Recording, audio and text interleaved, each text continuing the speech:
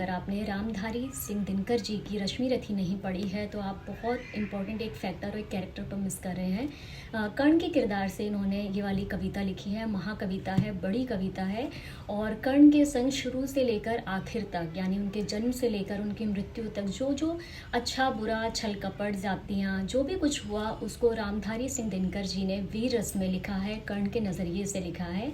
और इस किताब को पढ़ने के बाद आपको समझ में आएगा कि सिर्फ लिखने वाले के नज़रिए से अगर हम किताब को देखने पढ़ने लगे तो हम उसको कितना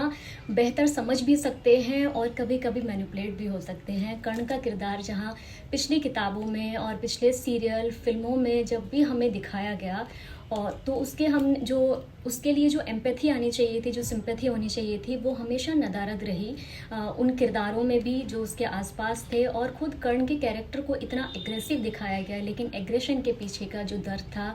जो वेदना थी, जो संवेदना थी, जो मर्म था, उस पर बहुत ही कम फोकस किया गया। रामधारी सिंह दिनकर जी ने ये न्याय किया है कर्ण के किरदार के साथ और उनके आसपास होने वाले सारे छल कपट को भी उन्होंने बहुत बेबाकी से लिखा है, बिना किसी पूर्वाग्रह के और बिना किसी छिपाने के, या मतलब उसको ओवर ऐसा शेडो के भीतर नहीं रखा है। एकदम खुल के उनकी जो जातियाँ की गई हैं उनके साथ में, उसको बहुत अच्छे से लिखा है। तो आपको रश्मि रथी ज़रूर पढ़नी चाहिए और फिर आपको एक ब्रॉडर पर्सपेक्टिव में महाभारत समझ में आएगी कि जो लोग भगवान भी थे,